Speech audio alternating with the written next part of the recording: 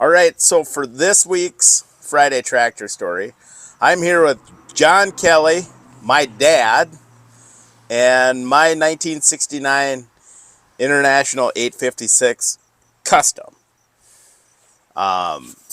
You don't have a 656 anymore, Nope.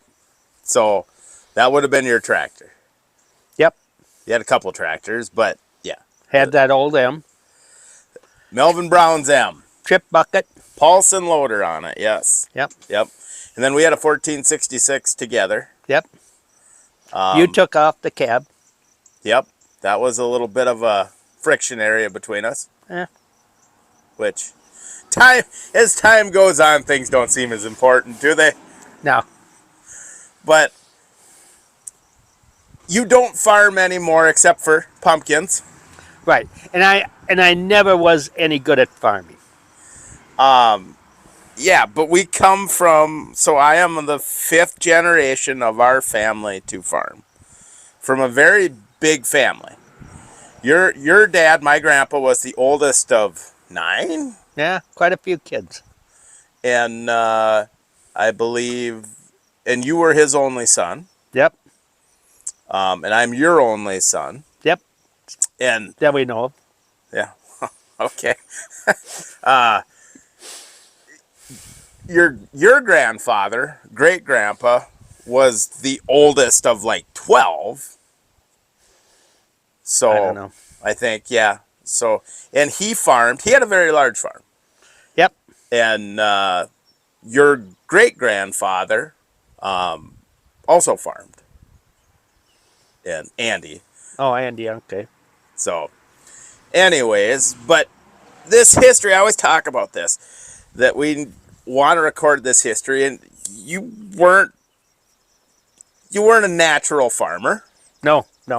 but yet the story is still good because you did something that you said you were always going to do. You were always going to get your farm. Yep.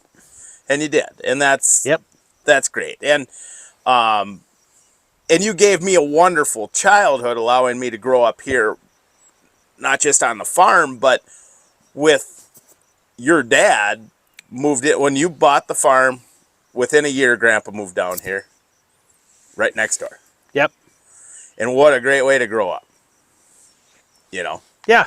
growing up with Grandpa around here, and that's where I picked up a lot of the family history and stuff like that. Is I always say I know more about that stuff than any of his grandkids, because him and I, were very close. Well, we only became. I'm 75. I'll be 76 later this month.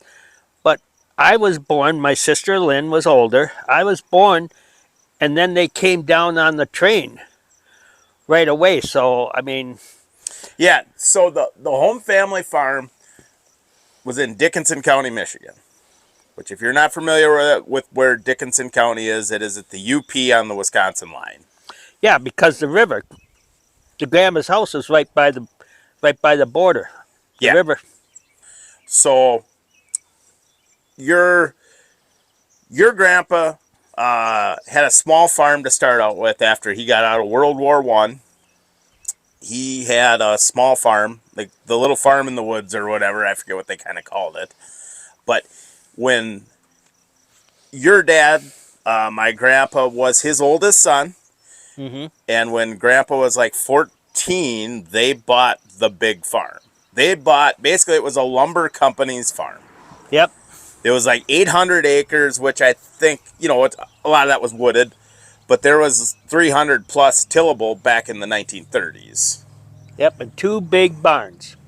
For horses and for... And they were the same size. Yep. Horses and dairy. Yep. So, Grandpa... It's almost kind of a theme in our family. We're very Irish, it seems like. We occasionally butt heads. Very strong and opinionated. Grandpa left the farm.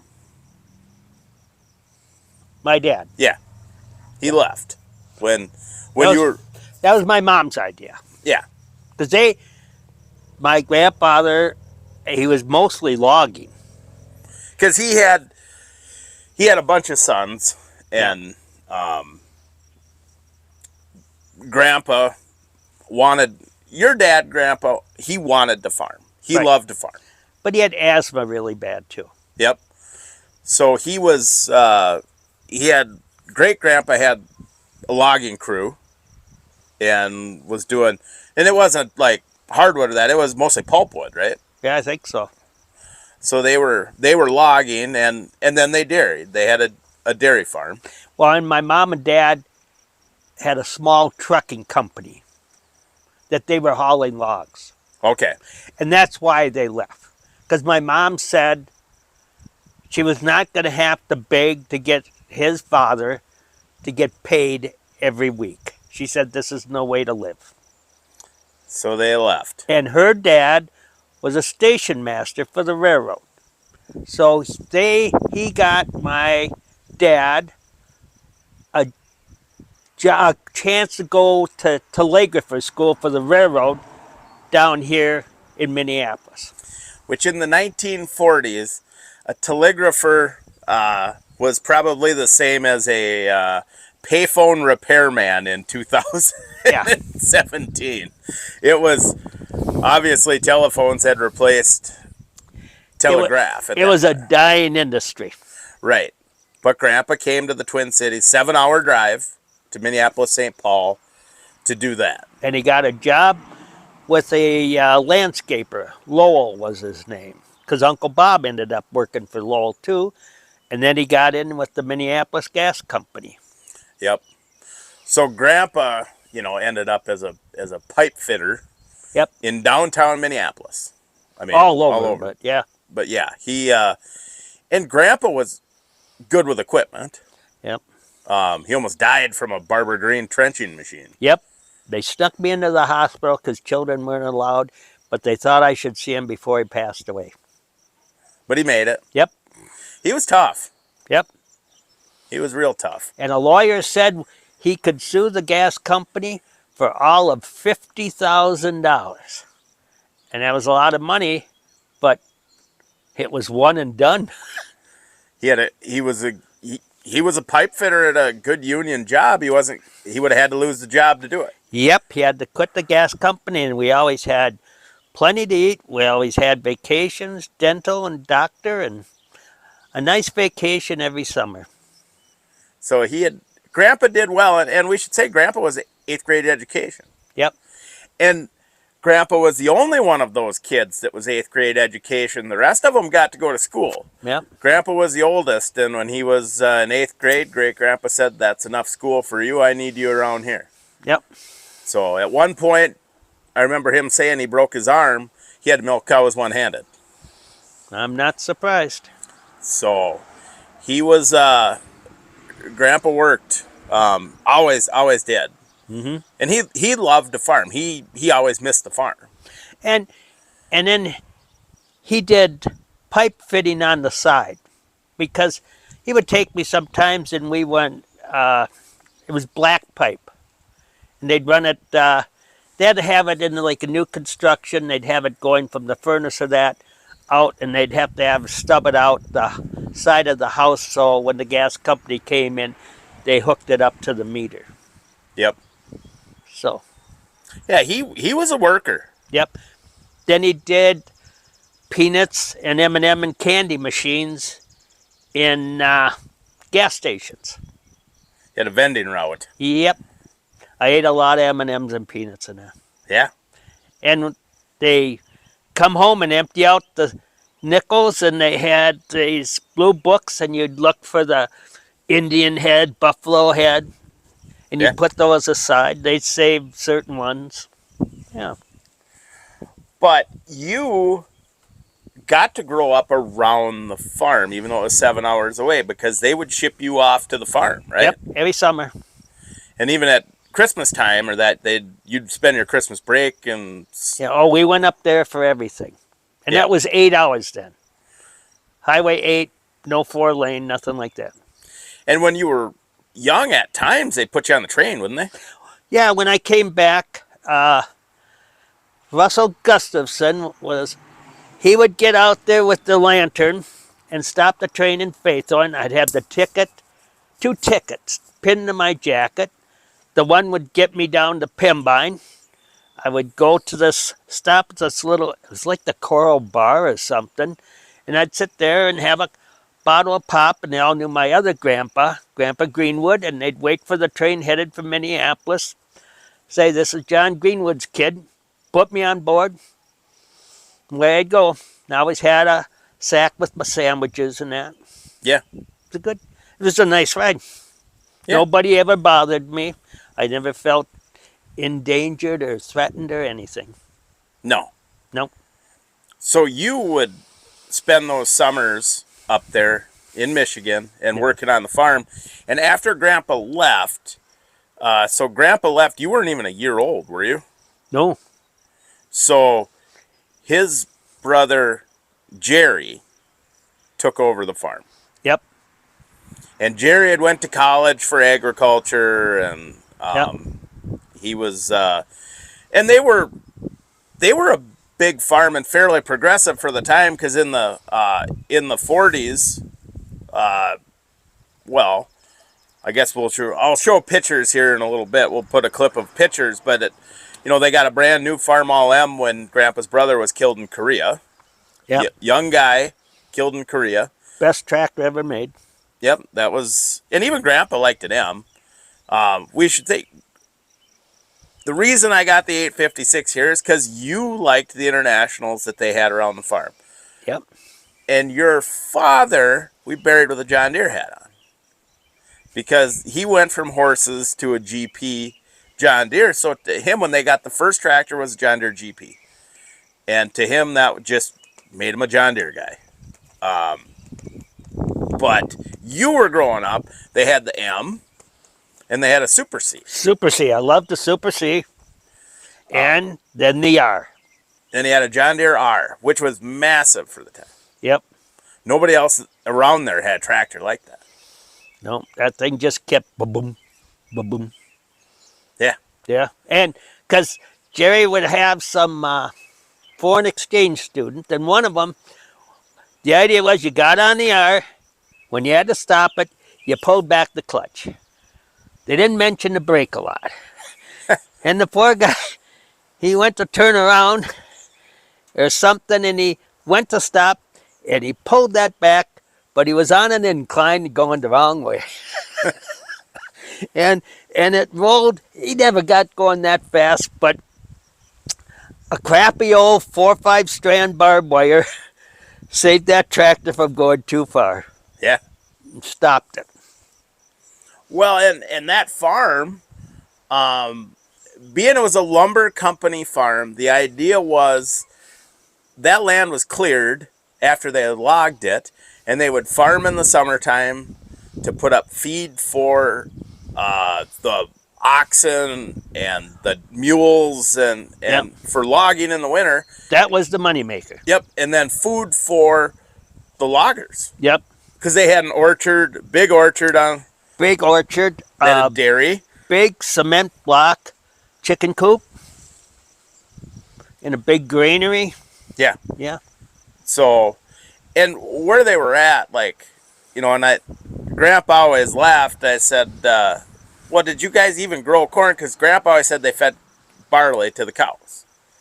And I said, did you even grow corn? He goes, my dad tried.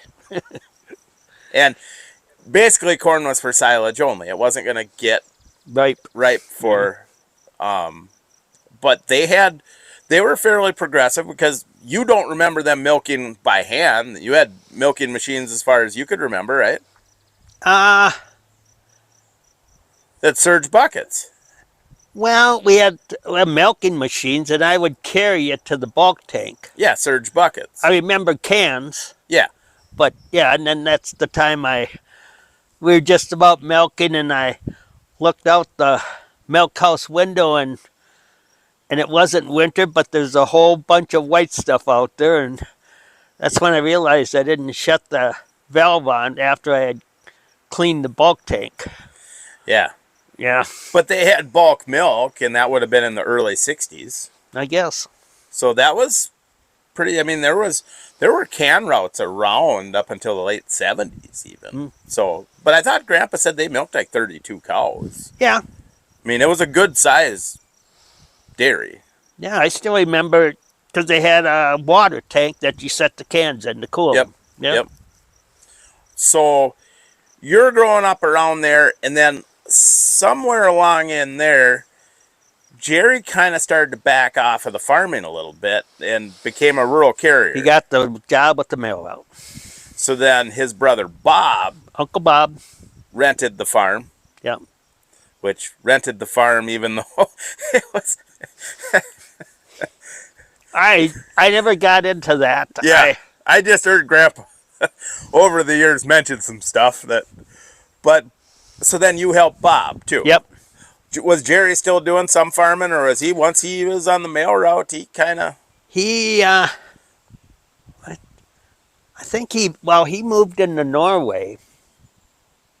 I don't remember exactly when.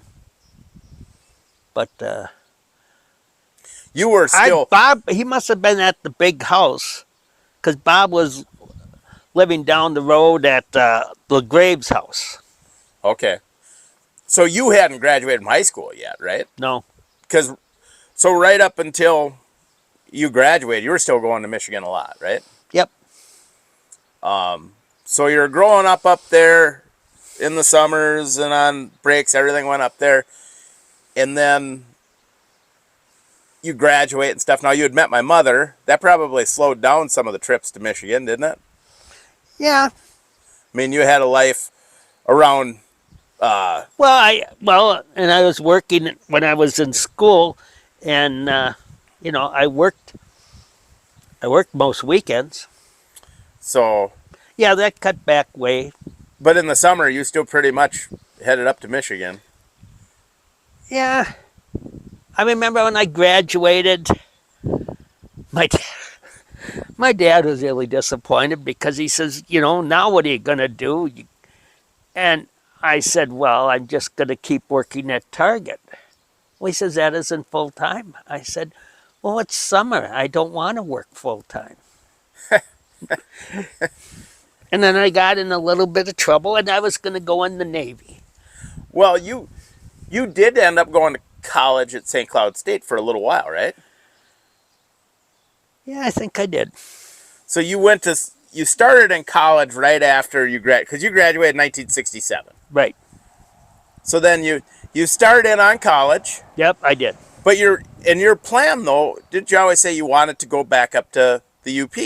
Yeah. And you were going to work with your grandpa? Well, more Bob. Bob, and you're going to farm. Well, and Grandpa and I, when I worked with Grandpa, it was only in the woods. Yeah. He wasn't doing much around the farm then when. None. He just a load of pulp, and you'd go to the guy that owned the Super Value, and he'd cut him a check, and I think the guy probably owned the bar because that's where you went and cashed it. And then he'd buy me a pop and a couple of 6-packs, and then we'd go off in the truck. The old logging truck having a couple of cold ones. Yep. And he'd say, don't tell your grandmother. So, but that was your plan, was that you get done with college, you'd go up there and farm and work in the woods, whatever, up there with those guys. Because you loved it up there. Well, and I liked drinking up there a lot. Yeah. But then, like a lot of college students, you ended up spending some time abroad. Yep. You got a paid vacation to go study abroad. It was my senior trip. to spend a couple of years or a full year studying the South Asian Pacific. Yeah, but it was one of those things where I was going to go in the Navy. But then they said, no, if you just want to stay out of trouble, you got to go now. Yeah, you'd gotten yourself in a little bit of a pickle with the law, and nothing serious. But they said you don't have to get in trouble as long as you're willing to go to Vietnam. Take some of the spit and vinegar out of you so you behave yourself.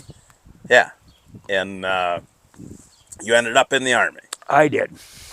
So 1969. Yep. So you're 20. I went in 68, I think. Okay, so you were in Vietnam from 69 to 70. Yep.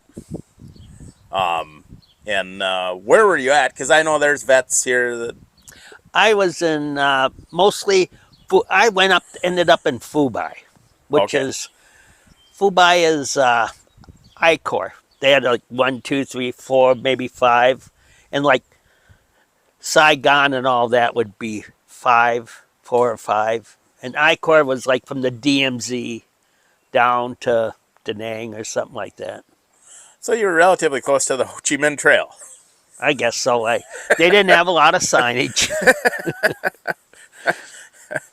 Yeah. So you're in Vietnam. You're thinking, okay, when this is over, you pretty much determined you weren't going to be a career military. No. Well, and that's not fair to the military because, I went in and I I was fortunate. I was a shake and bake 5. I made E5 in 9 months. And then I ended up spending a month in a holdover company doing nothing except waking other people up. And then I spent a year in Vietnam. So I spent 22 months in the Army. So Pretty good. you didn't want to you didn't want to round up to that full 2 years. No. Well, and I never saw any real Army life because you go through basic and you go through advanced training and all that. And it's not fun. It's not made to be fun. And then I spent a year in Vietnam, which was not designed to be fun. So, I mean, I didn't see the best of the Army. No, it wasn't a lifestyle. It was yeah, it was well there Right, it was a we were in combat. right. And, So I mean, you met interesting people, but, there was a lot of people that was a good life. They were eating good, living good. Yeah. but growing up, you didn't talk about Vietnam a lot, you know. No, I. Cuz It there's wasn't an exciting. I mean, there wasn't a fun time. no, but I mean there's a lot of guys that, and nothing wrong. They wear their Vietnam veterans hats. They met with the other guys. Like I don't remember any old army buddies ever stopping by. No, Like, it was no. But they don't call me when suddenly they're in trouble and I go off and rescue them and we bust heads. No, no, it it was. wasn't like Rambo or It was. I was in MUST unit, medical unit, self-contained, transportable. That I had to be an E5 to get that. So they made 10 of us E5s, went to the special school, and it was a joke. Nobody thought it was ever going to make it because the last thing you need in Vietnam was an inflatable hospital. There's too many sharp objects and stuff like that would pop it. and And snipers. yeah, well, and there was 58,000 troops died over there, and a lot of it was because you didn't have ambulances running up and down the roads because where most things were happening, there weren't really a lot of roads. Yeah. So everything was being shuttled in and out of helicopters. So yeah, it wasn't going anywhere, but it got me ranked really quick. So that was nice. Yeah. And the whole time you're in Vietnam now and you're thinking you're going to finish, you'll go back to college when you get out, or are you thinking you're going to still go back up to Michigan? I was going to buy a new car. What are you going to get? 240Z, a Datsun 240, 220, I don't know. They're supposed to be faster than hell. A lot of guys did order cars through like the USO and stuff. If I remember, you'll see that, and but you didn't. No, I saved up my money, but then I got back and was celebrating. By the time I slowed down on the celebrating, my dad was kind enough to get me a 57 Chev 2-door sedan, I guess, from the mini Gasco, the ones they didn't no longer want. So it was a 150, so it would have been a 6-cylinder 3-speed. Yep. Yeah. So Yeah, I mean, and that's about all the money I had left after celebrating some. well, I don't blame any of you guys for what you went through. I always said that, they always talk about great grandpa being somewhat of an alcoholic and this and that. But when you hear about what guys went through during World War I and trench warfare, I'd be willing to bet today they'd probably Yeah. call that PTSD. Yeah. Well, and my dad shipped the USS Softly. Yeah, Grandpa was also great. Grandpa was in World War I. Grandpa was in World War II. You went to And Vietnam. their ship got hit by one of those Kamikazes. kamikaze. Yep. Yeah, Grandpa talked about that. There's even a book that was written about it. Yeah. Yep. So, but before you get back from Vietnam, so you're in Vietnam. Is the going back to the farm thing still kind of in your mind? Oh, kind of. But I wanted to get back to your mother, and then I came back, and Well, something happened when you were in Vietnam. You were really close to your grandpa. yeah, Same way I was really close to mine. He died while you were in Vietnam. yeah. And I kind of mentioned that he had raised me, so they should send me back for the funeral, and you know, and so I went to talk to some colonel or something, and I kind of embellished about how close we were, and then he looked at the paperwork and he said, "Well, no problem there. He's been buried for 2 weeks." So Yeah, I kind of missed that. that still had to be tough on you, though. Yeah, I mean, so that kind of changed the whole idea of the Michigan and the farming. And I think by that time I wasn't going back to farm in Michigan anyway. so, Bob, when do you think Bob quit farming? Somewhere in there, was it the 70s, some point, or Yeah, I guess well, he hit a rough. Donna died, but I think by then he had gotten. They had the paper mill up there, yep, Champion, I think, and that was a good life because Bob did logging too on the side, yep. and Champion was Bob was a good worker, and suddenly the idea of steady paycheck, and Yeah. you knew what hours you're working. Yeah, that was a good life. So they at some point they started renting the farm out, Yeah, and Moss Bowden. Yeah, that's who was renting it. I think so. He was a guy next down just below the hill, a neighbor, and I just remember he's soft spoken and really, really good with cows. And as far as I know, that land is still being farmed, which there's a lot less farming up there than there were. What ended up happening, from what I heard, is that a lot of people from Chicago and stuff like that would buy land up there for hunting and Yeah. and their recreation and stuff like that, and then they would quit farming it. And Yeah, now had last I saw they had these big fences around field because you know back in the old days everybody had a farm, everybody was working as much of the land as they could, and then all of a sudden when you have less land, the deer eat more, and I'll tell you back then, people ate the stuff off the land. I mean, there was a deer, you didn't get a permit or anything, I mean, well, I've seen pictures of it up there way back when, and I mean, it looked like around here where there's just farm fields all over. Yeah. And you drive up there now, and it's not really like that. no, But it must have been pretty decent land that they're still farming that. I guess.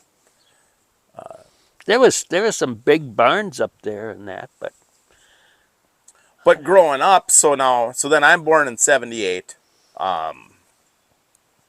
I guess I always grew up around hearing about the farm, and Grandpa talks about the farm a lot. I mean, and Grandpa got himself remember Grandpa was proud he had a John Deere, I think it was a 140 or something lawnmower or garden tractor, and I mean he was happy and content with that kind of stuff, but he loved the farm. And well, and that's where his family and friends and my mom was from up there. But you were always talking you were going to buy a farm. Yep. So you were 30 when I was born, and you were working stucco. You were doing construction. Yep. People don't know what stucco is. Basically construction. and then probably what, you're probably in your mid 30s, you kind of started thinking you were gonna. That's when you started looking at the post office. Yep, I was taking as many tests as I could. Because back then, a rural carrier was a pretty good job, Yeah. and it was, Uncle Jerry had a really good job. yeah, and he's the one that kind of, well, I'm sure you talked to him about it, didn't you? Yeah. Because the idea was, especially out here, like when you became a rural carrier, was you you start at 7 in the morning, and a lot of times you were done at 2. Yeah. Well, it was kind of like a contract job because they had mail counts. So they counted all your mail packages, letters, flats, everything. And I ended up doing Main Street, 4 blocks of Main Street. So they counted how many steps I took. And so basically it was you you didn't get as you worked more hours than you were getting paid during the Christmas time and the winter season, but then you usually got off earlier in the summertime. So it kind of balanced it out. It was pretty fair. Yeah, so it worked out well, and you started being a rural carrier in Long Lake, Minnesota, so west of the Twin Yep. Cities. Just doing weekends Yep. and holidays, That started about 86, I guess.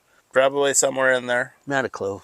Yeah, I'm just guessing, but and then you had put in for all over.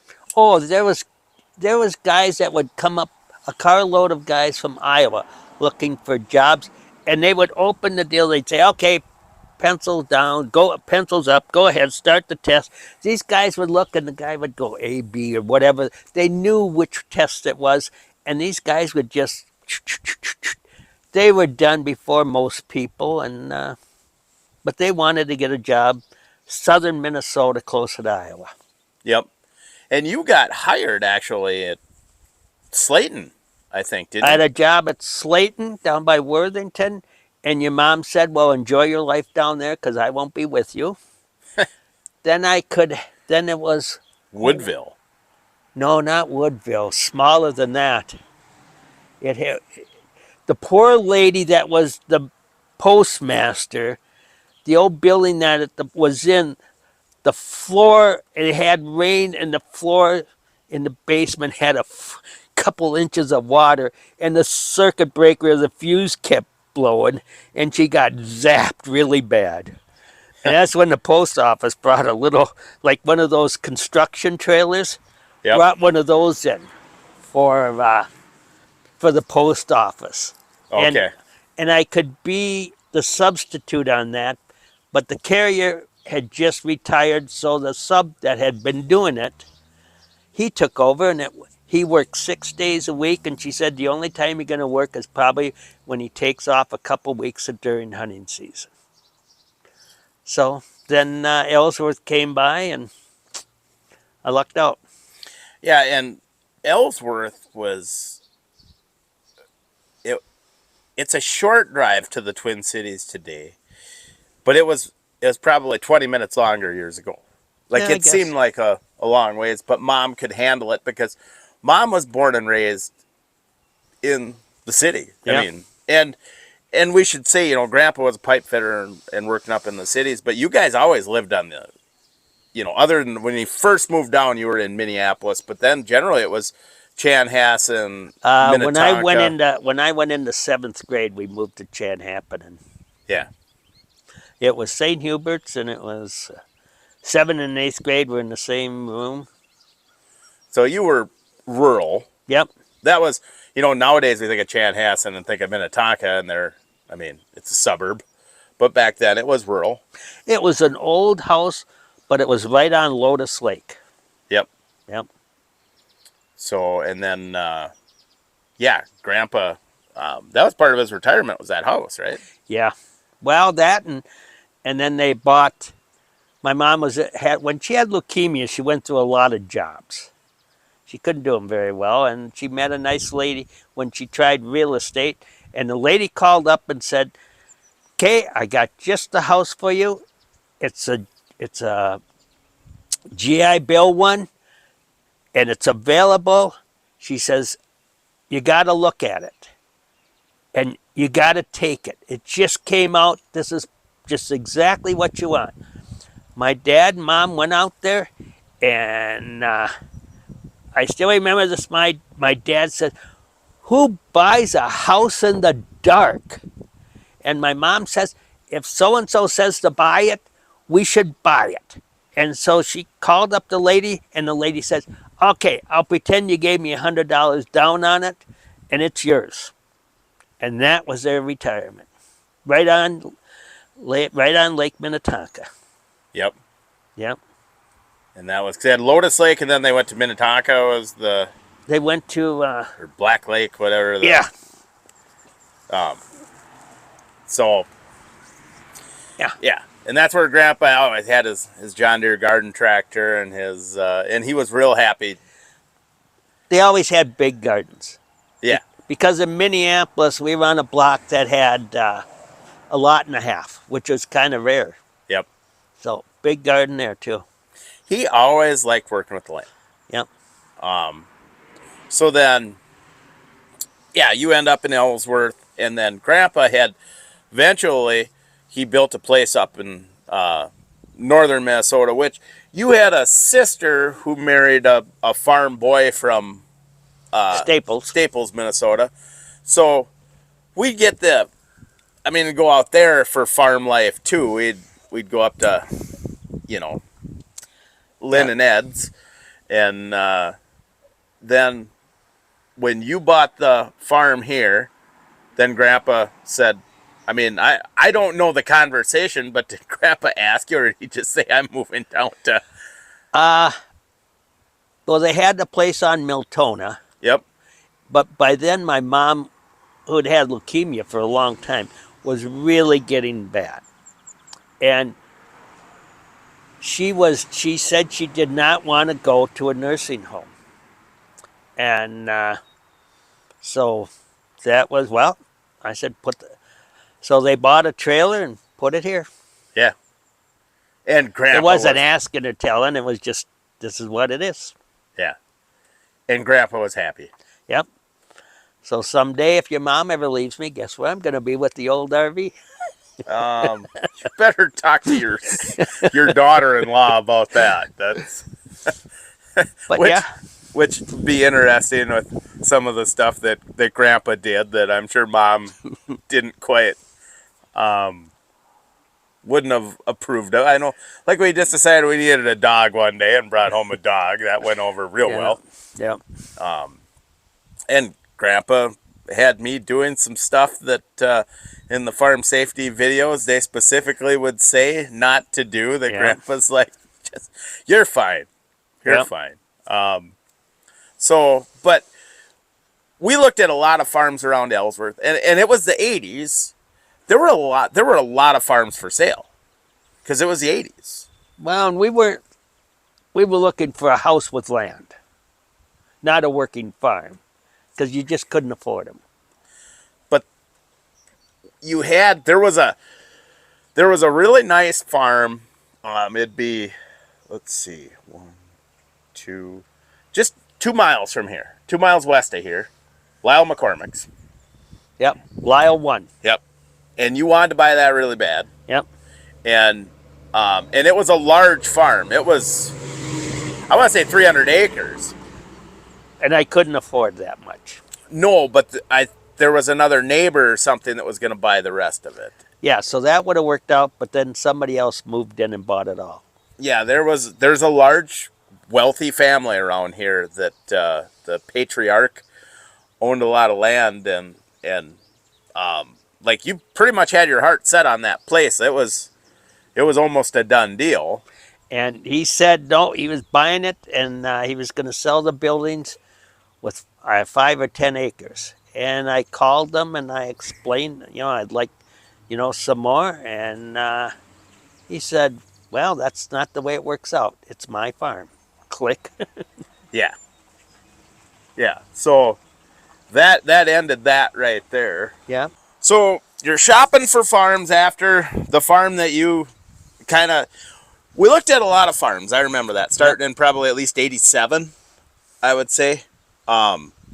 And the problem you had was finding a house that my mother would be willing to live in. Yeah.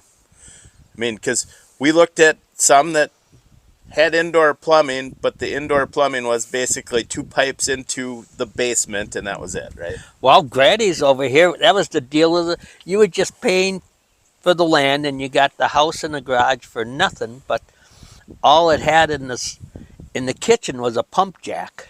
Yeah. Yeah. And I don't know why that wasn't good enough for Mom. No, there was somewhere to get to the upstairs. You had to go through the bathroom.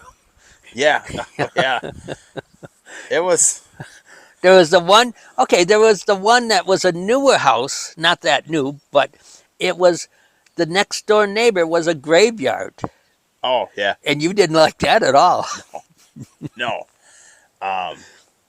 So I looked at a lot of these different farms, and meanwhile, you're commuting from the suburbs of the Twin Cities, About 60 miles. yeah, out to here every day.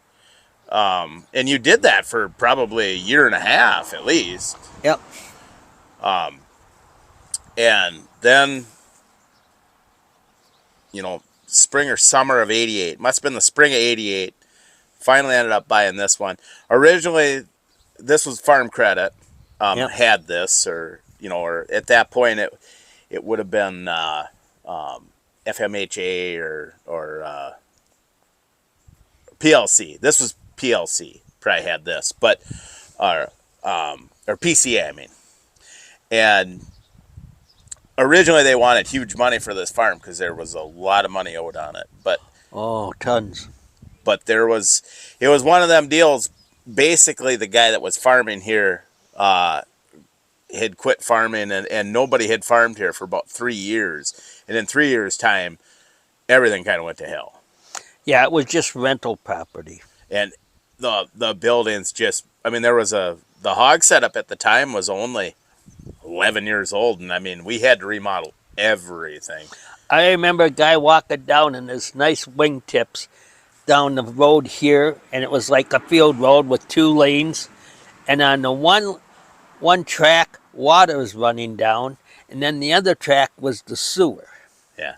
And he's looking around. He didn't know where to step, and he's thinking, God, who would buy this place? Yeah. But as it turned out, and I think if I remember right, the guys that you were working with at the post office, there were a couple of farmers that worked at the post office, and didn't Chester say that this was good land? Yeah. And it is. The farmland here is really, really good down in this neighborhood.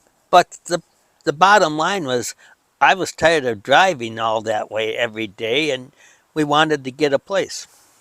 Yeah, and This was a nice house. I was really happy because even when we lived up in the cities, I wasn't a city kid, kind of. I mean, I bet I was, well, I remember like you had that 62 International Scout, Yeah. and I just loved that. I read the book. I was probably the only kid in St. Louis Park Elementary School that ever checked out the farm equipment books that were in the library or read Reaper Man about, Mm-hmm. I mean, I read the John Deere Blacksmith Boy story before, way, way back when, because, and then once you started working in Ellsworth, Chester would give you all the magazines and farm papers, and you'd bring them home to me. And Well, I would buy the Country Today, and yeah, what was the other one? Egg Review. Egg Review, yeah. So I was, and then we got to move out, finally. Yeah, hottest day of the year, I think. Yeah, August of '88. It was before the fair. It might have been July. It was July of '88. And, yeah, it was the drought. Yeah. And so we move in, and then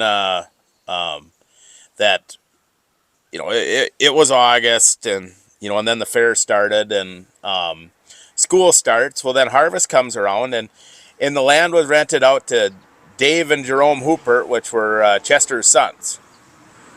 And Jerome let me ride in the combine with him when he combined this whole farm that fall. I remember Mom, having to come and get me to make me go to bed. And then I think I still remember sneaking out to, go watch when they brought the gravity boxes with the tractor. And And then later on, around Thanksgiving, we met Don Roll Yep. because it was '88. It was the drought, so this farm was corn and beans, except there were contour strips on the along the road to the north up here, State Hill Road. There were some contour strips in there, and there were hay strips in there that were set aside. Yeah. And they released the set aside that fall. And then I would guess that I don't know if Don paid or got permission from Davy and Jerome or something, but they let him bale the corn stalks. He baled all the corn stalks and he baled that set aside because they needed all the feed they could get Mm-hmm. for, because it was the drought and they were milking cows. So Don showed up and we went out to talk to Don. And, and that, Don was an important part of my life for a long time there. I like Don. He's a good man. He was. He, remember he brought his 986 with the round baler, and they had the 4020 hydraulic front wheel assist on he had a MC rotary side that he was cutting everything with here. And, we got to know Don. And at the time, the only tractor on the farm when we first moved, 2 years before we moved, Grandpa had bought a John Deere A in preparation of coming to the farm. Grandpa was very excited about having a John Deere A. Mm-hmm. But you started looking for a tractor, and we ended up like everybody around this area. See, we take it for granted now with the internet and stuff. If it wasn't in the paper, if it wasn't at the dealerships, that you were around, Right. you called Stan Bowles. Yeah. Stan said, "I got just what you need." Well, and Dan Fisher was on my mail route, and Dan did a lot of Stan's work. Yeah. Yep. Stan said, "I got just the tractor for you," and he had a 656. Yeah. And I think it was a 72 model 656. It was the very last 656s built because it didn't have metal emblems like the 856 there does. It had decals like a 66 series. So they made the 656 at the same time as the 66 series big tractors, like the 1066, 1466, 966, at the same time as the 656 for a year or two. But something was wrong with it. Because Dan was fixing something on it. Yep. And Stan said, after Dan was done with it, Stan says, "Well, come and get it, try it out, see what you think." And we drove it home from Dan Fisher's, and it was snowy. It was like March or something like that. And you tried to cross the field. Tried to cut off there. And you got her stuck. Well, it was, yeah, It was real stuck. really. Yep. So between digging and pulling out the Ford Bronco or something like that, I think. Just digging, because we hit, a snow bank, and then you dig through that, then you could go. Then we avoided as much snow as we could. Yeah. It was funny now, but it was irritating at the time. Yeah. But you made it. Yeah. And we didn't buy it at first because I think Jerry Johnson, the neighbor, for sure I remember saying it. And I don't know if Chester or somebody said, but, and they were right. Like Jerry was like, you don't want a 656. You want, there was an 806 coming up at an auction that was beautiful. It was as nice as you could, see. Mm-hmm. And so we hadn't bought the 656. Went to that auction. You're going to buy that 806. Well, and it was on a Saturday, coldest frickin' day of the year, I think. And no, I think it was a weekday, but we had a blizzard. Well, I would just remember I had to work, and I couldn't get it off. And I thought, well, and then we got so much frickin' snow or something. Yeah, it was a blizzard. Yeah, they weren't going to bring out the truck from St. Paul, or they got in part way. So we had the day off. So I thought this was just the gods aligned in that, and now it was all going to come to pass, and I was going to get that 806. And yeah, and I remember we didn't have school because it had snowed so much, and went to that auction, and I had it. Oh gosh, they restarted 3 times before, and finally, yeah, I think you'd went over budget considerably to what, because if I remember right, you paid $42.50, I think, for that 656, Don't remember at all. and you were at $52.50 on that 806, and I'm sure you had told Mom it wouldn't be over the $42.50, and I just remember you had to finally give in and not bid again. Yeah, and it's like some guy was just waiting, and then all of a sudden just going once, and then he just kind of, yeah, this is mine, and he just bid up. Yeah. So didn't get the 806. Got the 656. It's a good tractor. It was good for us. That was all right. It never had a lot of power.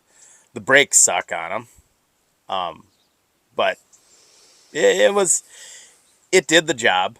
And then Grandpa, and Grandpa had moved that very next spring. Grandpa was here, and helped you get some of our first line of haying equipment. Gosh, remember I had that. Oh, it was a John Deere 483 hay bine, and it was shot. It was an early one. I mean, I remember you cutting in first gear with the torque back. And a 270 New Holland baler, and then an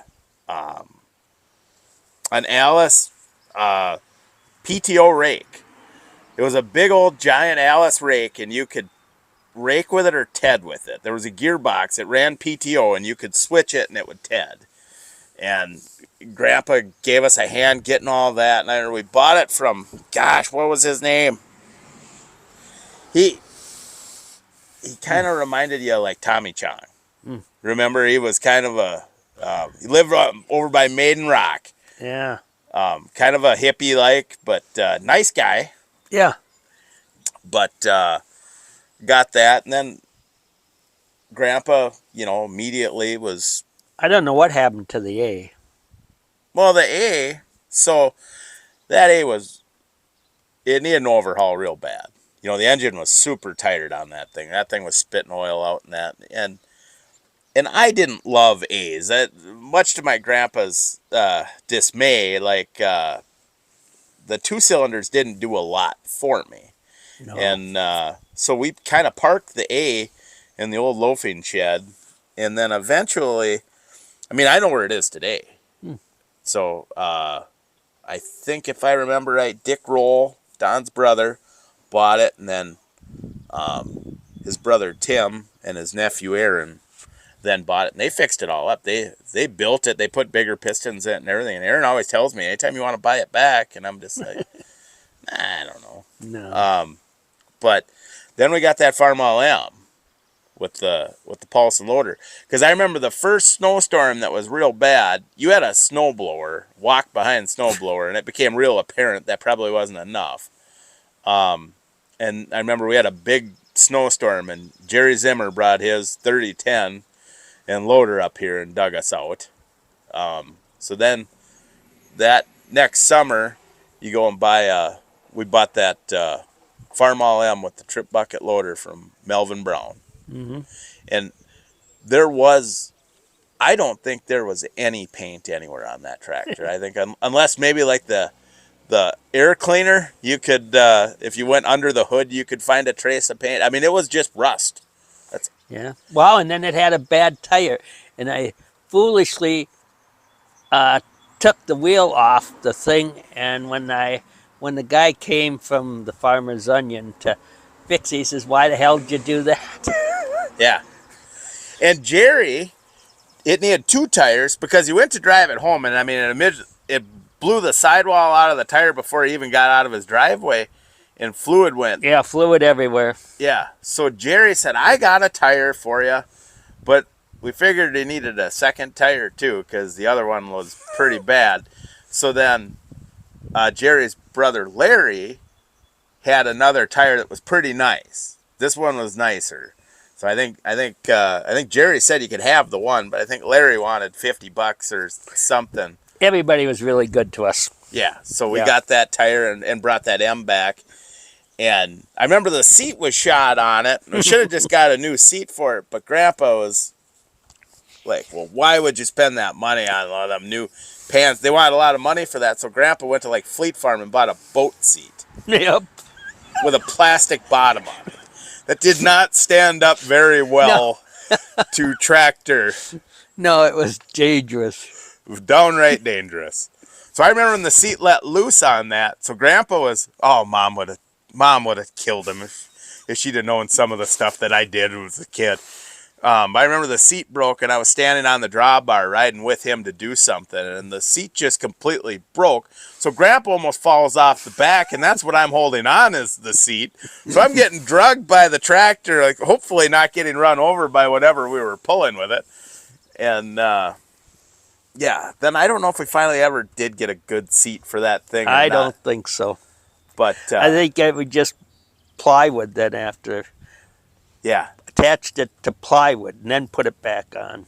Yeah, the boat seat I remember there's a traumatic experience. I'm triggered to this day if I see somebody's boat, and I'm like, no, I'm not sitting on that.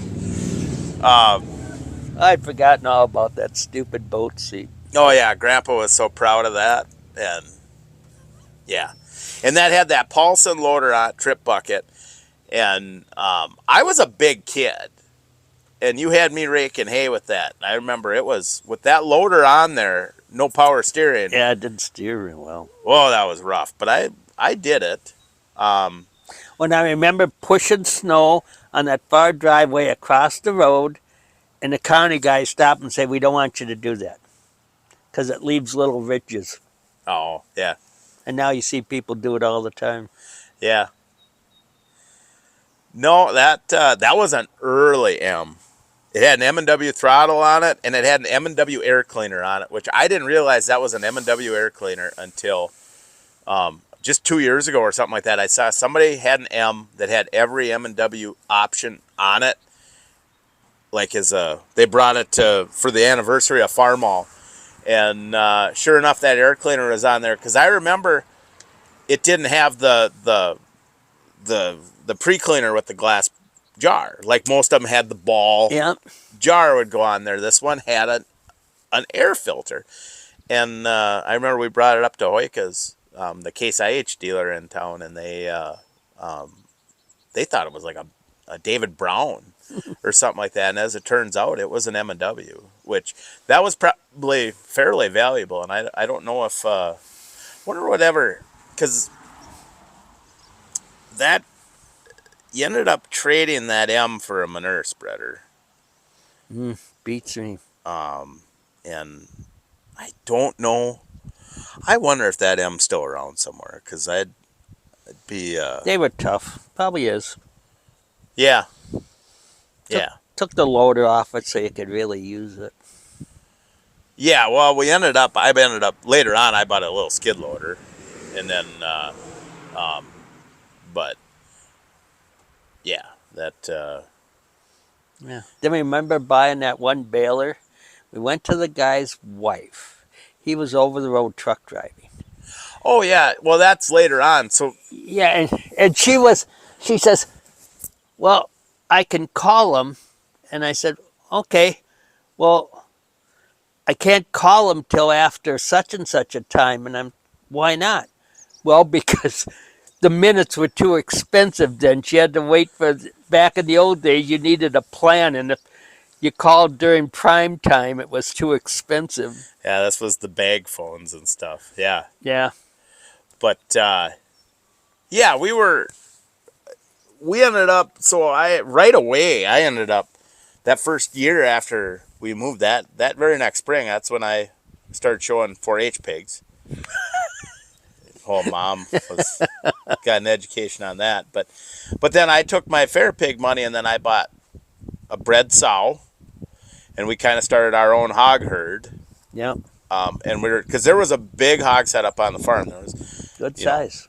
And so we started a hog operation, and then in 1991, you were approached by a neighbor that was raising breeding stock for Liskey Genetics. Yep. Out of Henderson, Minnesota. And he said, hey, Wolf Farrow but we need your facility to to raise up the breeding stock with, and of course, obviously, your barrows were going to have to get marketed and stuff. So this was the finishing facility, and then there was a gestation area too. I think they were actually selling some bread Yeah. gilts or something. So there was a Cargill barn, and we had to get rid of all our hogs, and started making that deal. And Nice guy, but I wish I wouldn't have done it. yeah, it never worked out great. It was a whole lot of work. And with the mail route, the hogs, and then we're trying to do some hay and stuff. It was just too much. Yeah. So, and I should add, so then in 1990, Don had bought another farm, and he was milking alone. So we got to know Don 1988. Grandpa, when he came here in spring of 1989, when he started living here all the time, he went and met Don, and Don said I could use some help, and Grandpa started helping Don. Yep. And Grandpa was really happy, you know. Yep. And well, then Don bought another farm, and in 1990 he was doing the milking, and Don didn't want to do the milking, and Grandpa said, "Wow, Ryan could probably milk." So I was 12 years old at this point, and I started helping Don milk cows at Blue Ridge, and you'd drop me off at the pasture, and I'd walk the cows up and from the pasture. And then Don ended up finding a herdsman later on that summer, and then I just kept helping Don at his main farm, and I always say from that point on, I mean, I probably spent half my childhood there. Yeah, that Blue Ridge was a nice farm. That was a real nice farm, yeah. So and it was good for me because Don had 3 sons, and all I had was a sister, and I mean, they kind of were the older brothers I never had. Mm-hmm. But I was at Don's all the time. Yep. And then I would come home, and the one thing that you had with working on the mail route, you always had me and Grandpa. So, I mean, if there was haying to do and stuff like that, it was raked and the baler was greased, and I was, things were ready to go. Yep. The weather and the equipment, though. Well, you didn't have the patience for it. No, well, and it was like this was the window where everything was ready to go, and suddenly the bales were tying or something, or if you got a little sun shower, it's not like you could do it the next day because I was back at work. Yeah. The hogs and everything, and the mail route, and there was just so much going on. It's like wasn't time to breathe. Well, and remember that 270 New Holland baler was a pile. That was that first baler. Then Grandpa bought a Super 68 at Fred and Al Hoyer's dad's auction. I can't remember his name. Didn't we ended up with a John Deere with a flinger, didn't we? Well, after that, so that baler had a chute on it. Yeah. Yeah, with the belts. No, this one from Hoyer's didn't. So that, and I remember we needed a different chute for it. Well, that was for the 270. There was that farm down here just at the bottom of State Hill Road. Remember they had that old baler out back? We bought the chute off of it. Okay. Because so we put that 270 didn't have a chute. You were just dropping the bales. So we put that chute on that 270, and then we got that Super 68, I think it was. Grandpa bought at Hoyer's, or Super 66, and that had a chute, or we took that chute and put it on there, one or the other. But then Don had a nice New Holland 273 baler. It was a really, really nice one. And he had bought a nice 336 John Deere. And we bought that 273 from him. And that had the thrower. Okay. So then, I remember the first thrower rack we had was, you bought it from Duran Implement for like $350. It was an all wood one. And I think you got that so we got that baler right about the time Grandma died, 93. And then Grandpa bought another wood kicker rack at Zed Anderson. So it had been Ron Anderson, Mark Anderson's dad. Well, I remember your mom bought a axe. Bought that at Vince Wood's auction later on. Now that's probably 97, somewhere in there. Because they were kind of laughing that she was bidding them and they're all by herself. Yeah. So, well, them wood racks were shot. They were junk when we got them. But we had that 273, and I don't know how long we had that 273 for. But then you and I bought that. Well, we should stop for a second. I wanted to milk cows. I didn't care for the pigs. That wasn't for me. But I enjoyed the cows. And I had started buying heifer calves when I was probably 13, 14 years old, something like that. And I was going to milk. And my plan was I wanted to milk it. I was going to ask Larry Johnson if I could milk it. Melvin Johnson's barn. He had that little tiny barn. It'd be perfect for a small herd of cows for a kid going to high school. And you said, well, we'll milk cows here. Now, that was probably a mistake along the same way as the hogs. I thought it'd be good for us. And you did not love dairying. Well, it was just more stuff tacked on top of what I was already trying to do. And we remodeled the barn, and this is when you and I farming together really started to have friction. Because when I was 12, 13-year-old kid, I was just helping you out doing whatever. But suddenly, now we're farming together. And we must have bought the worst possible cows in the world. I didn't. Remember, I bought some ones that I had specifically kind of picked out, and then you had found this cheaper herd, and plus I had these heifers that I had raised, that I had bought really good heifer calves and raised them up, and I didn't want the flat barn parlor. I wanted to, just fix up our tie stall barn, and you wanted the parlor. And as Don pointed out, and he was right, there was nothing wrong with the parlor. There's nothing wrong with milking in a parlor. It's good. It's better for your body and more efficient. But the problem was we didn't have a nice freestall barn for them. They were just going into an old loafing shed. Yeah. And that wasn't a great way to keep them. It was a bad idea all the way around.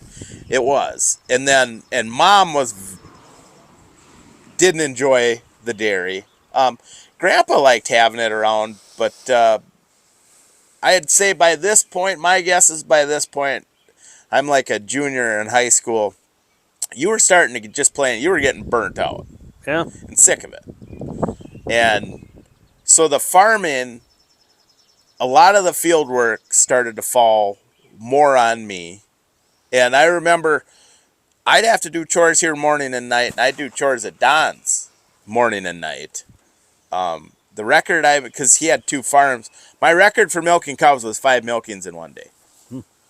And so, I was running like crazy through high school. And Mom wanted to sell the cows. I did too.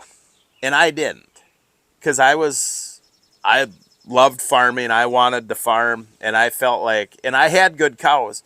But to pay off the loan, my cows had to go with your cows to pay off everything. And I think that caused a lot of resentment between us for a long time. And then I got screwed over too. The guy never paid us completely. Because he didn't pay the shipper either, all of it. Oh. He was gonna, I don't know. The guy was a flake. And he had like 3 acres, a house, and a parlor. Like a 10 cow parlor. And he was just gonna, it's like he had the equipment but no animals, and he had no place to put animals. Yeah. And it was like one of those things, well, yeah. And I'd contacted the sheriff department. And I'd have to hire the sheriff department, and he was down south of Madison, I think. And then you'd have to contact the sheriff down there, and he would have to be paid, and you would have to pay somebody to serve him, and you'd have to have a lawyer down there. It was like there's, and I felt sorry for, was it Leon Henneman or something that was doing the guy was going to pay him the Oh, rest to of the truck money, him? huh? To truck him? No, Yeah, Joel Hartung. yeah, and he screwed him over. Yeah. Because Yeah, I was a senior in high school, and my plan was to just farm when I graduated high school, and you know, Mom said these cows are leaving, yours are going with them, and I felt like it was kind of taken away from me that, you know, because I had, you know, there's a lot of kids that I worked hard when I was young. mm-hmm. I put in a lot of hours for a young kid, So did I. and I had bought these cattle, and I was building up my farm, and you know, and even I had bought a lot of machinery, even with, you know, it was crappy machinery, but I was buying equipment when I was young and building this up, and I, you know, and then it was kind of over, and I remember Mom saying, "You got to go to school for something," Yeah, and good thing she did. yeah, I mean it worked out, but that was a that was a hard thing, and it's kind of funny then because part of the deal was you were gonna, you know, there was still some debt. So there was a little debt with the dairy stuff after it was all said and done. Yeah, And you were going to have to keep making hay and selling hay for a couple years after that. And then there was the hogs. Well, this is 1996. And the hog thing, within another year, completely went to hell. And I don't know if that paid off, if that ever, the whole, because that remodel was a really expensive thing. oh, well, and between the barn and that, I spent a lot of money that I got from Aunt Joyce. So yeah, you had remodeled all that, and then the hog thing fell apart, and you had a contract with Tom on the hogs, but I remember you basically let him out of the contract I was because so glad to see the hogs and the cows go. You know, you get to a point where it's like it isn't finances anymore. It's just your life. You know, it's like the guy that cheated me out of, I don't know, a few thousand on the cows. It's like it isn't worth it to try and go down back and forth for the money. Sometimes you got to choose your battles. yeah.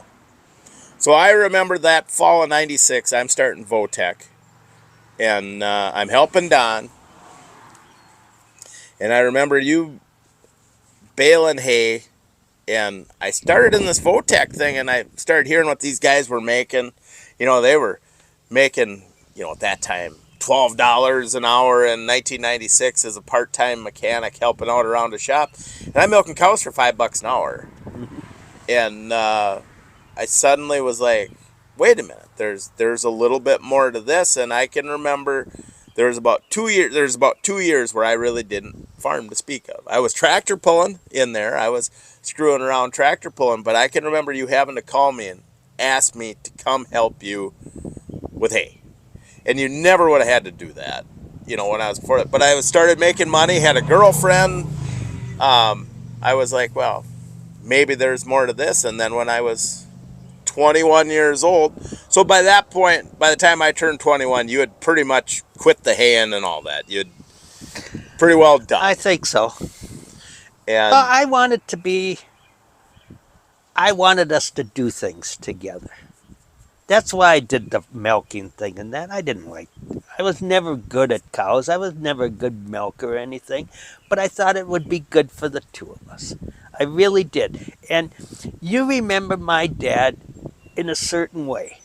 I remember my dad totally different because I don't know if you want this on here, but my dad sobered up just before Thanksgiving, I think in 75, and 72, was it 70? Anyway, and I sobered up just before Christmas.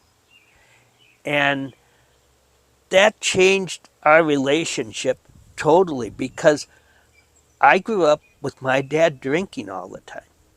And it wasn't the same relationship that you had with my dad.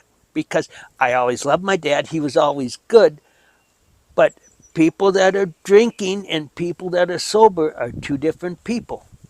Yeah, him, and I don't ever remember him having a Irish temper to speak of. He was mellow, easy going, and then you said no, he was. Well, he didn't have a bad temper, but it's like, uh, it was just a totally, I mean, we were remodeling Lotus Lake and we dug out a basement, lifted it up and put in cement blocks and footings and all that. Then he took a single car garage and expanded it and we made it into a double garage. And I can remember, I was working at Target. I finally got a job. I came home and he was putting on this piece of wood siding and he says, hold it over here.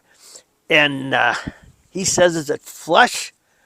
I didn't know what he meant by flush. I said, I guess it's okay. Well, he nailed it down. Well, guess what? It was an inch short. and I remember he wanted me, we were painting the house, and he got so mad at me. I said, well, it ain't my damn house. And he hit me with a paintbrush full of paint. And I was just full of paint. And my mom it was hard to say who she was the most mad at. And so your relation, he probably never hit you or hit you No, with a paintbrush. He no. never abused me or anything, but it was a totally different relationship than you had. And I'm glad that we ended up, my dad and I, in a good relationship. And I'm glad you got to enjoy him with that good relationship. Yeah, absolutely. And our kids, all of your grandkids, you and I had our moments farming together. I mean, we both have an Irish temper. Well, stubborn. Yeah. Yeah. There were a lot of things thrown, a lot of words, a lot of that just. Well, and you didn't really want to come home after school and doing other things and help fix up the barns for the frickin' pigs. Yeah. Well, and I'd be working all day on the mail route, and I used old crappy vehicles. Yeah. I had how many of those old Jeeps? Because these ladies would buy these Jeeps, they were going to be subs. So they would buy these Jeeps, their husband would fix them up, and then suddenly they realized they have a AMC 6-cylinder in the front end and absolutely no power steering, power brakes, or any of that. And it was really difficult for a smaller person to drive. So I bought those like crazy. I went through those like crazy. Yeah. But it was how many times did I have to come home and the first thing I had to do was change my clothes and put in a set of brakes. Yeah. Well, and I was milking cows at Don's. I Yeah. even helped Brian Jardine a little bit. But yeah, like the hog remodel, that was you and me. Yeah, totally. Um, I still have the old green sweatshirt remember we were gluing all that PVC. oh yeah, Yeah, and it would turn when it dripped on me, it would turn it white. yeah. Yeah. It was, and we'd have our moments. Mom and my sister, they didn't have that with you because they weren't really involved in the farm stuff. That was, No, but your mom would help with the hay. yeah, And remember with the cows when Joey Buttafuoco chased her up and she had to stand on the tractor? I remember that one bull was, yeah, that, I remember I got thrown into the wall by that bull, Yeah. but yeah, there were, our kids, none of your grandkids know that side of you. They always look at you with the fun, happy-go-lucky grandpa. The same way I always looked at my grandpa. Yep. You know? You never saw me drunk. Aaron never saw me drunk. No. But I mean, I saw your temper, and we had our moments. It takes a while to cure. Yeah. You just don't get up one morning and you change overnight. Right. Things have to happen for you to change. Yeah. So farming was stressful between us, And, and then, like I said, I can remember probably the last summer that it was about 98, something like that. I was just doing some tractor pulling, and I'd maybe go help milk if somebody needed a hand, but I wasn't farming. Mm-hmm. And I remember you wanted me to come help you hay, and I didn't want to do it, but I was like, all right, fine, I'll go help you. And you seemed tired of it at And that it was point. a narrow window when you had to do the hay. Yeah. It wasn't like, well, sometime this month we should do the hay. So you pretty much, I think at that point, were just done and over it. And then 1999, I was 21 years old, and I went, I just want to farm. And that's when I started farming on my own. Don Roll actually gave me my first piece of rented ground. I rented that Clyde Moss's. Mm-hmm. Don's like, he wants it on shares. And he goes, I don't want to deal with it. He goes, you should do that. Clyde Moss, okay. Yep. So I started running that. And then I was going to buy, because I ended up with a really good job up in the cities. I did some trucking, and I was hauling heavy equipment. I was working as a mechanic up there. And I was going to buy a piece of land because there was a neighbor down the road that was selling 40-acre pieces at the time, and I said, I'm gonna buy one of them 40s. And I remember Mom said, if you're gonna farm, you're gonna buy from us. And you didn't really want to sell. Nope. And I didn't really want to buy from you because I was like, well, I'll just run that. I was going to retire. I was going to buy a team of horses and log back the woods. Probably wouldn't make any money, but that's what I was going to do when I retired. Yeah, and Mom was like, nope, we're selling. You're gonna buy. Right. See, but you weren't buying the woods. No. So that wasn't that big a deal to me. It's kind of like I don't want to give up. I've got stuff. I don't like to get rid of my stuff. I don't want to sell stuff. But Right. And Mom, and I'll say this about Mom is a good mom, but Great she mom. never let, it takes money to farm. Mom never thought the idea of, to Mom, the idea of buying fertilizer is just another expense, not an investment into your crop. She never saw that part of farming. But see, I never did anything to do with the finances. Right. She looked at me as I brought in money, but then I spent money, and it's like, if you were bringing in the money and you were paying your own bills, you have a different appreciation of what something costs, Right. Well, so then I end up buying the first 40 acres I bought from you guys, and she had farm credit appraise it.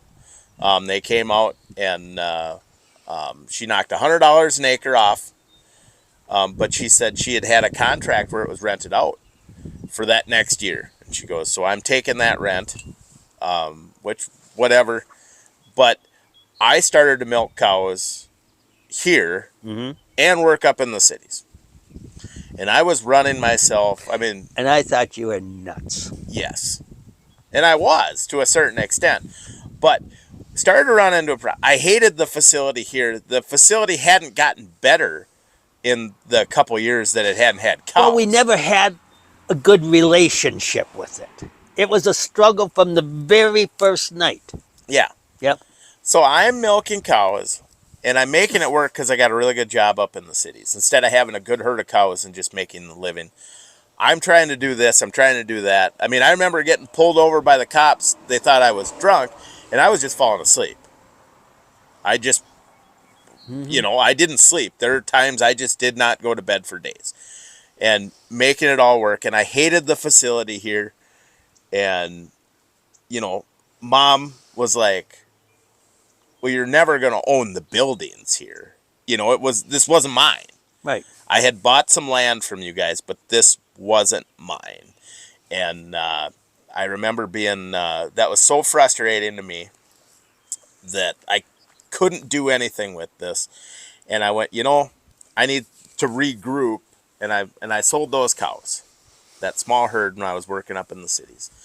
And I was like, I got to do something different here. And that's when the Quinn farm came for sale. It wasn't for sale. It just happened. My buddy Chad was talking. He says, Matt Quinn's going to sell his cows. And that farm sat on 30 acres with no house. Right. And I went, I wonder what he's going to do with the buildings. And in my mind, I'm like, well, I got to go talk to Matt. It was one of the best herds in the county. And that Monday, that was on Saturday, and that Monday I went and I talked to Matt, and I said, Matt, I heard you're selling the cows. He goes, yep, they're going. I said, what are you going to do with the buildings? He goes, I don't know. I said, have you thought about selling them? And he goes, I'm thinking about that. And Matt and I made a deal to buy that dairy facility a day or two before 9/11 happened. I signed a purchase agreement and gave him some earnest money. Was that with the cows? No. Okay. No. So I made a deal to buy that.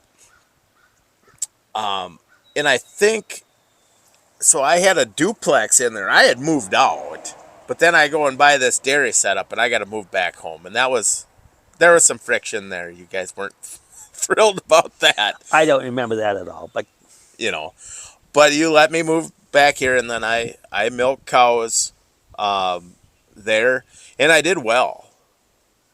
I remember Mom was real skeptical about me quitting my job and milking cows. yep. I haven't heard Mom swear very often, but she swore at me over that. I don't remember that. Yeah, she did. But, which, whatever. But it worked. And I didn't have a house there.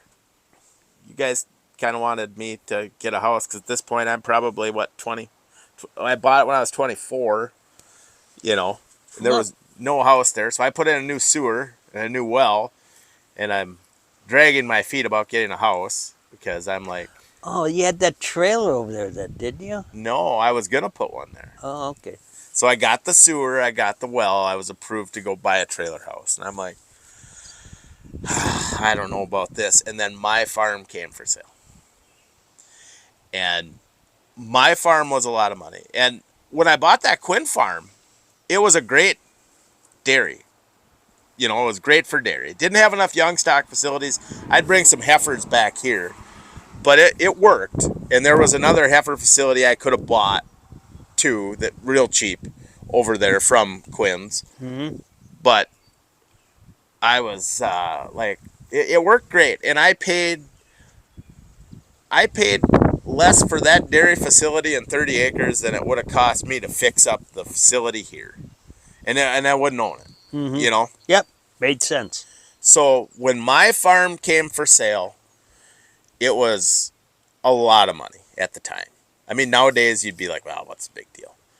But at that time, it was a lot of money. And it was a neat farm. Yeah. And I was like, I think that's the way I want to go. I want to buy that because the facilities there were awesome. It was a beautiful facility, for dairy. And it had a cool old house, but if it didn't have a house, it wouldn't even have mattered to me. I wasn't buying it for the house, which is funny because today that house is worth a lot, and the dairy facility is worth nothing. Right.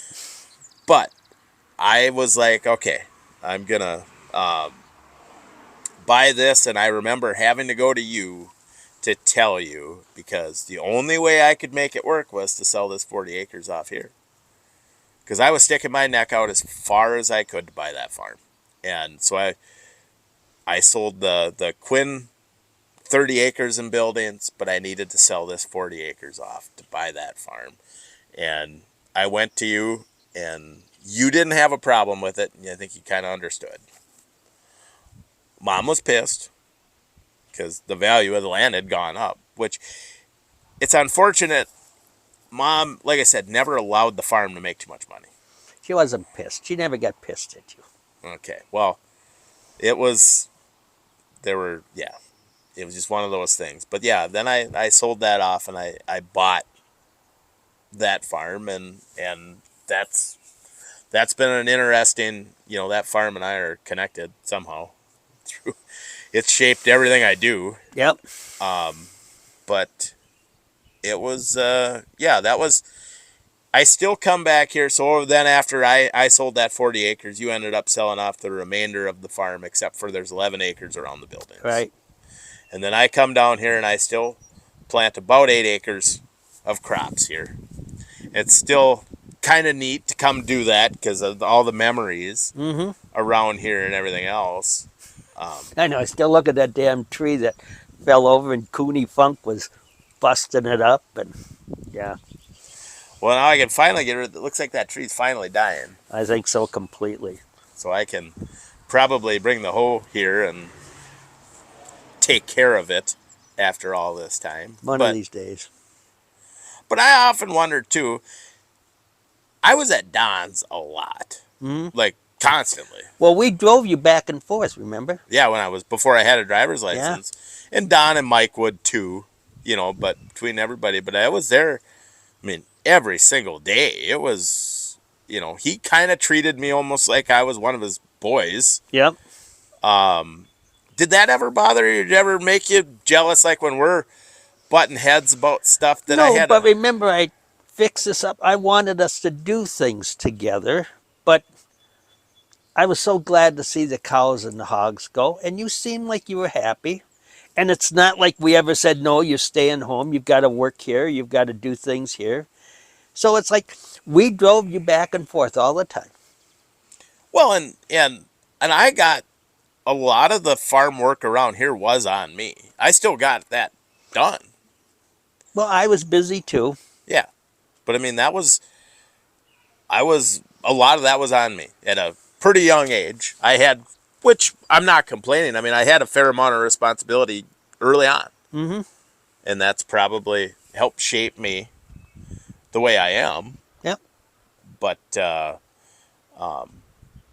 it was good for me. I learned a lot from Don.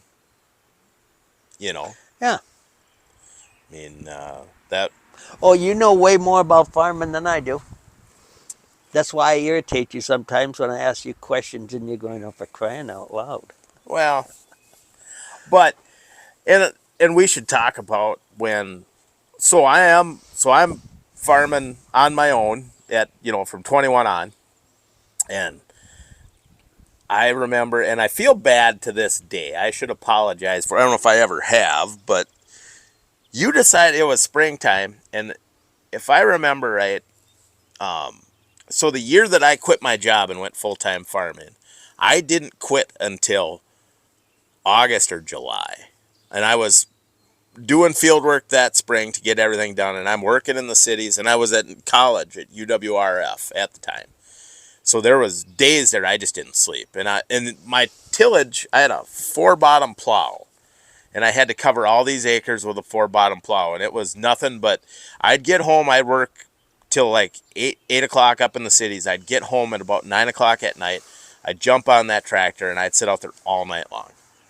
And then I remember getting really tired. A couple of times I went in and slept on the kitchen floor because then you guys would wake up and I'd be in the kitchen floor and you'd obviously wake me up when you walked in. And so I'm at just running, trying to get all this done. And I had the plow hooked up and ready to go for when I get home from work. And you decided you wanted to plow. Thought I'd help you out. Yeah. And you broke the plow. I did. And you were trying to help. You weren't trying to screw things up for me. But I was so tired, so exhausted, and I was so pissed, and I came unhinged on you about it. And I just remember you telling me, that's fine. That's the last time I'll ever do field work for you. And you really haven't to this. Oh, I still help out. And remember, I immediately took the next day off. Yeah, you went and got a different plow. Went to Dallas Buck, bought his plow. Yeah. But and the other one is still sitting down there. Yeah. No, is it? No, I think Oh, is it gone? I don't know. I think I got rid of. Well, the one I bought is at my farm. I think we scrapped that one when we got rid of all that iron. Well, that's good. I mean, when I brought the hoe down here a couple of years ago and we cleaned everything up and we still drive you around. yeah, you give me some rides here and there, But generally, field work, that's always been on me. You enjoy it. Yeah, absolutely. Well, I can remember. I remember one night in high school, coming home from milking at Don's, and it's like 8 o'clock at night or something like that. You guys had came home from visiting people up in the cities, and I was taking off out of the driveway with the tractor, and you said, it's Sunday night. Why don't you go to bed? And I just said, how's it going to get done? And because I've always been, when it's time, and I get wound up. Drive my wife nuts. The best thing about farming was when we got done with haying and I took everybody up to Dairy Queen for ice cream. Yeah. That was the highlight. And when the baler was working, that was great. But when the baler didn't, or it looked like it was going to rain or something, and I knew I didn't have any more time off, no. When things got good and you went for ice cream because you got it done, best time of the farming. Yeah. Yeah. The way I farm versus the way you farm are very different. And I've always been kind of intense about it. I farmed for you, not with you. I wanted us to do things together. Yeah. And we do there's some good memories. I remember going down to Iowa picking up the hog waterers. Mm-hmm. Well, and Colorado, going to get your Going to get my car, my Dodge Demon. yeah, I remember. And then they delivered it. It was icy as all get out. The guy stopped right out on the highway and he said, I don't know, it's so frickin' slippery. So I unloaded the car and I got it off the highway, and I remember slipping and breaking some ribs. Well, I was working as a mechanic, and he came, and I didn't. I mean, it was unloaded before, because I was only 10 miles away. I could have ran back home, but he was already. He wanted to get out of here. Yeah. Yeah. So I didn't even get to unload it, but that was a cool car. It was. You know. It was a pain in the side from the very beginning, but yeah, I liked it. Well, that car was. I'll say this: I had friends that try and take it, like they were going to steal it, to go have some fun, drive around, and that car wouldn't run for them, but it'd start for you. A few people that knew how to drive that thing. No, it wasn't all like bad memories or anything. There was a lot of good memories. I have great memories. But yeah, farming is for me. It was different. There's always been I don't know. It's not a thing I do. It's just I have to do it. It's. I think it'd be fun to do some farming if I had the time and the money.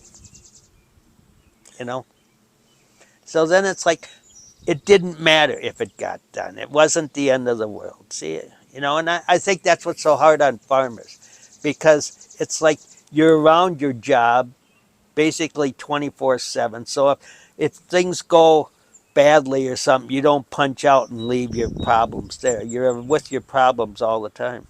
Yeah. Well, and there's something about somebody has a hobby farm, and if the hay gets rained on or this or that, or their 5 acres of corn don't make it, it's not ruin for them. Yeah. It's not, where I've always had my neck out. I mean, tell me about it. I have a pumpkin patch down there. I mean, how many times have I remember your son Bobby, we had a pumpkin failure that year, which probably meant the weeds won. Anyway, so the pumpkin party's coming. I get Bob, he's staying with us for the weekend. Bob and I go to Ellsworth and we buy a bunch of pumpkins. And I haul them down in the van, and Bob and I are setting all these pumpkins out throughout the whole patch. And then all the kids come a couple hours later, 3-4 hours later, and they're all having a pumpkin. And the kids all go down and they're yelling, I found one, I found one. And your son all of a sudden yells out, I found one. And I thought to myself, Bob, I think 3 hours ago you put that there. Yeah.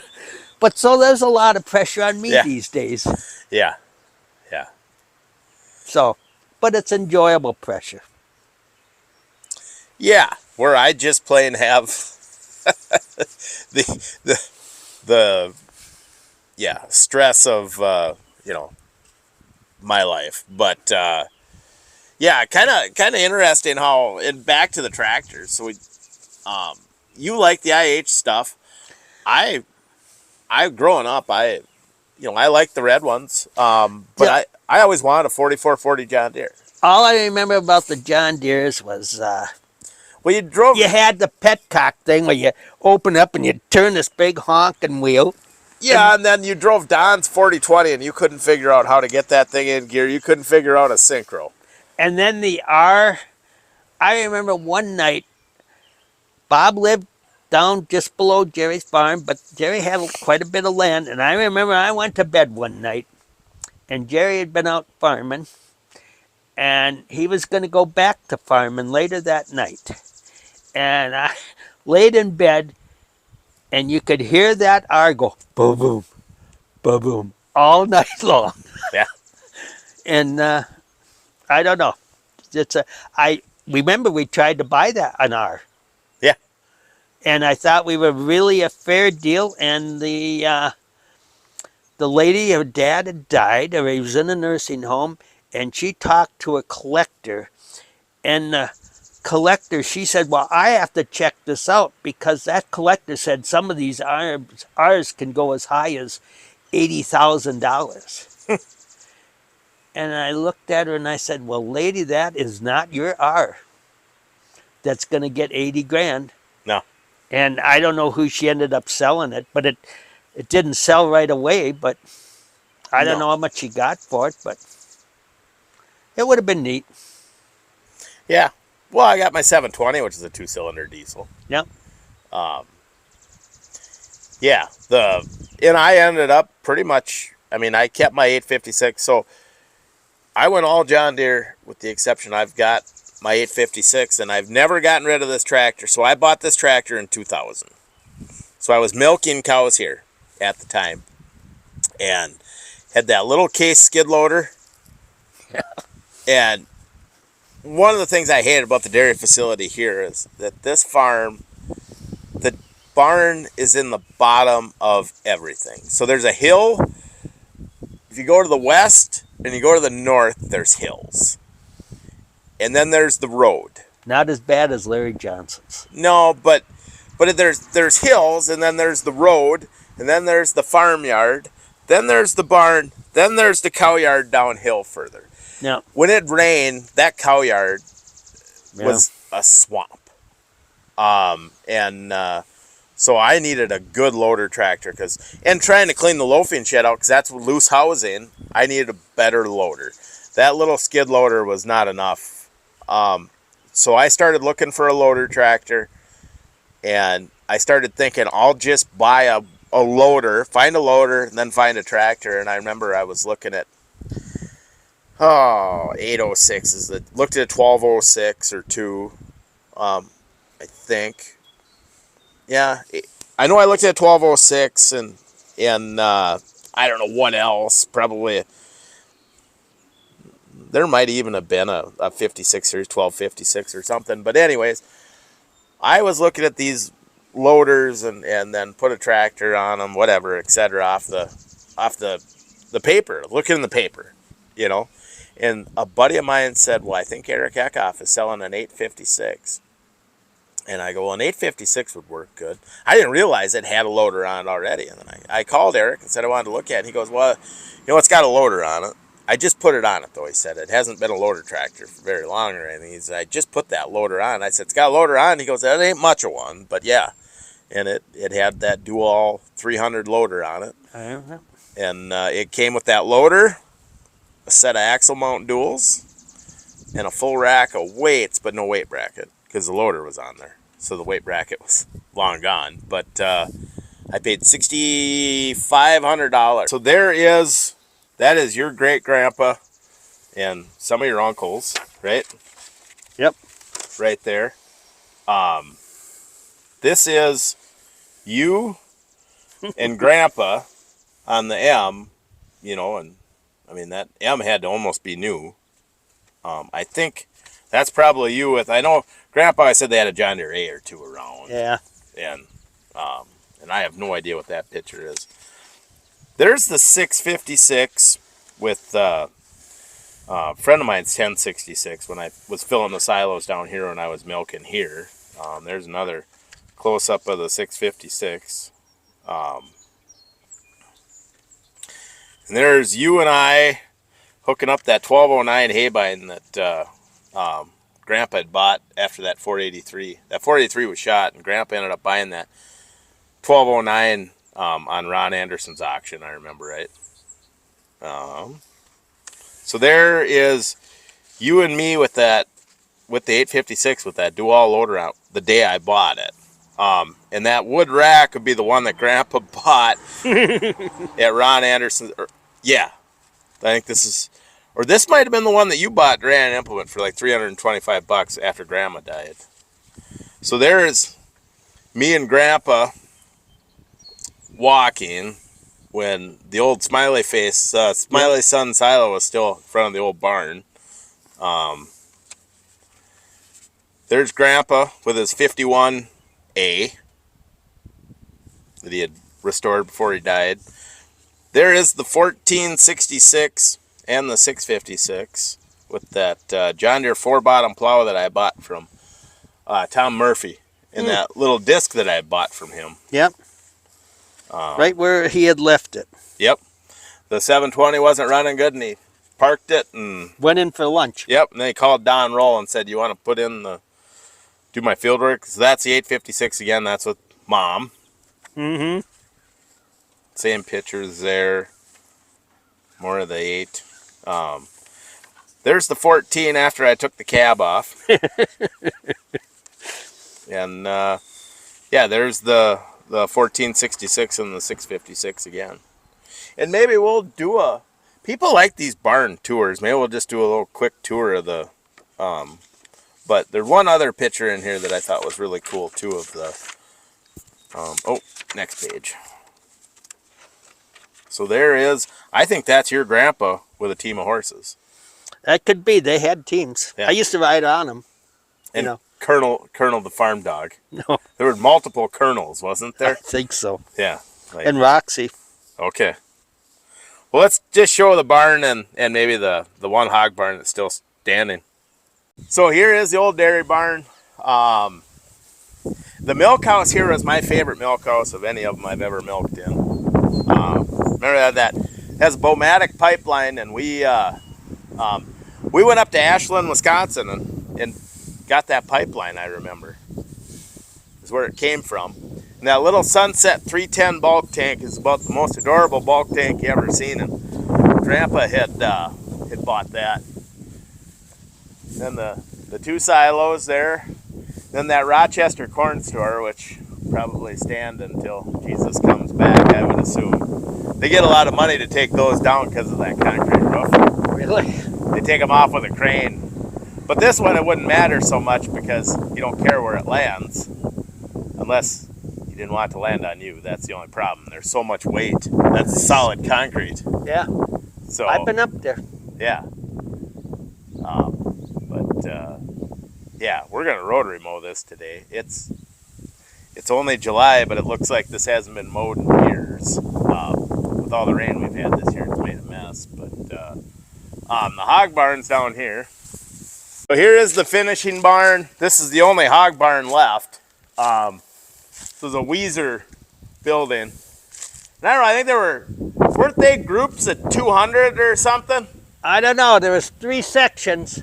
Yeah. And then there was a grower, another building that was a grower, and then we had that Cargill building. So I think there was over 800 hogs on the farm all the time. And yeah, we actually had turned this barn into 3 separate buildings. They separated out, had individual feeding, individual curtains, pit curtains, and everything. Yeah, there's the old corn store. Never worked good to feed high moisture corn to hogs. Where are you going? Wondering about this plow. I mean, this agitator. Well, that's a pump. Yeah. That's a clay pump, and it's actually mine. Hmm. It was the dock pump at my farm. I bought from Norman Hoopert, and I think he only charged me like $200 for the dang thing or something.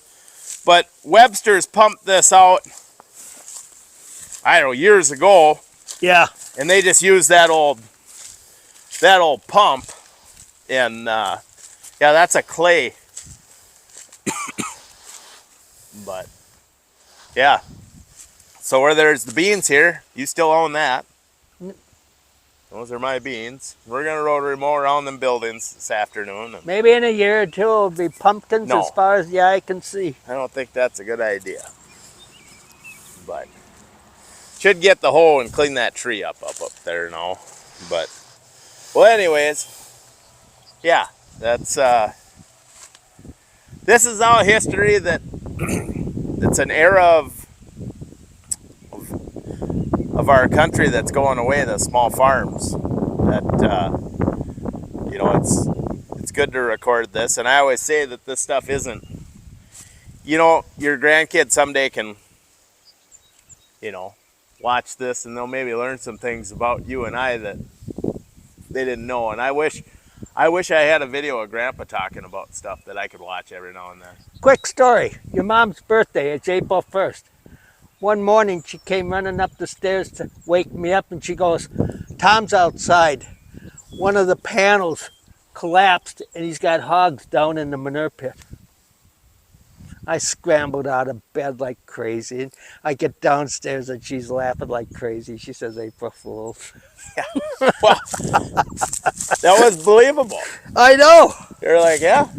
Well, I can remember you telling me in high school, you know, if I came home and they had them short time bins with the flex augers, when they ran out of feed, you'd hear them because there was a weight. There was a ball in the bottom that bounce around to break the, so you wouldn't get, you know, feed hanging.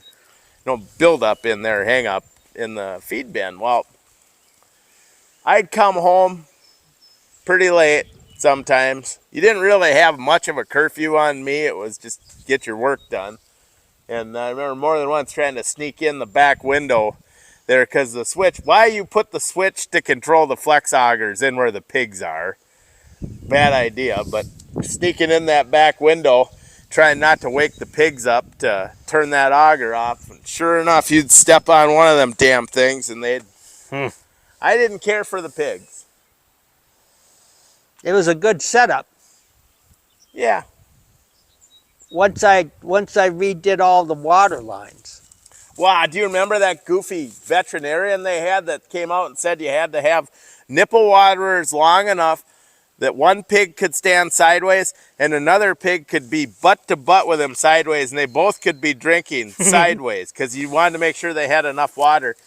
And if you give a pig a 5-foot chunk of pipe as leverage, they're going to destroy it, which they did. And they had some goofy ideas. None of that made sense. Nope. Like, should have just, yeah. It was a bad deal, and I feel bad for Tom how it all went, too. I think he got screwed. Well, that was Liskey Genetics. Yeah. They were trying to get him to expand. One day they're telling him to expand and they're going to do this, and the next week he finds out they're going bankruptcy, filing bankruptcy. All kinds of people got stuck there. Yeah. No, it was too bad how that ended. How that, you know, would go, but you know, we it was neat. I mean, looking back, it was good times. It just, yeah. Yeah. I don't miss the hogs, though. You know, I wish you could milk a small herd of cows and, you know, my wife could stay home and you know, the kids make a good living at it, but it don't. It's not that way anymore, so that's fine. But, all right, well, thanks, Dad. Oh, you're welcome.